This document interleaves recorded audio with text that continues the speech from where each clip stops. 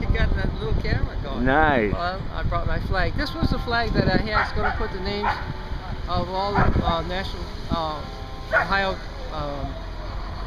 Ohioans who have been killed in Iraq and Afghanistan, but I didn't. It was not a big enough flag.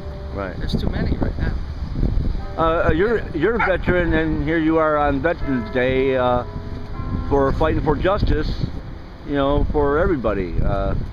Can you like to say something about that, sir? Well, I just got down here on the square, and well, today is Veterans Day, so there's a lot to it. It's about where you send your soldiers, and who sends them, and what is the mission, and when is it over, and what's the next step after that. I just witnessed a veteran today. He didn't want to be on film, but he was in a wheelchair, and obviously he had problems. And he just pulled out his vet card and said, just kept on screaming, I'm a vet, but I'm homeless. Can you address about veterans hurting in our country today in the cold? Well, it continues. It doesn't get better right now. It hasn't been in a while. They say that the more that veterans that are disabled, the harder it is to get them the treatment they need, and harder to get the people who have been through combat to bring them back to normal, bring them back normal, and so it's a process that can't be continued. It's old style. It's archaic. Well, you know, these wars. Nobody's really trying to stop anything. No countries are trying to stop anything. You know, they keep on feeding.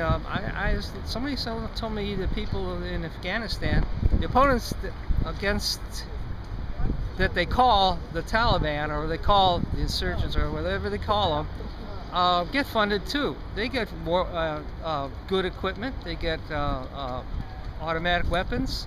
They're funded for other countries, and so it continues.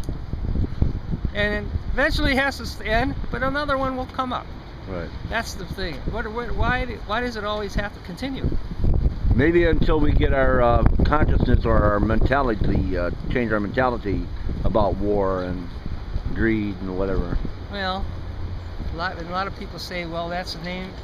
My wife just told me that just before I left. That's the nature of human beings. They're going to always have conflicts. But well, you know, until maybe that's the way. If you feel that way, then you give up. Then you say there's no hope. Well, I would like to see we can still have our conflicts, but we don't have to kill each other and blow each other up. You know what I mean? We can still have disagreements, but resolve them in more of a 21st century way, or we're just going to become extinct. We're just going to keep on having wars until the big one happens. You know? Yeah, that's it. And then you need people who understand that and can compromise. And the last Secretary of Defense, Robert Gates, he just retired. But before he retired, he said these conflicts are not easy. They're very difficult. You know, don't get involved in them unless you have an idea. And this is what he was saying. He was saying, don't get involved unless you have an idea how much it's going to cost and what it's going to take. So here's a pretty smart man. After he knows he's doesn't have to be the central figure in the Defense Department, but he's feeling from the heart, and that's what you need. You need more people like that. Right. You know, after he retires, and they can do something. I mean, there's a lot of people who've done a lot of good after they've, you know, like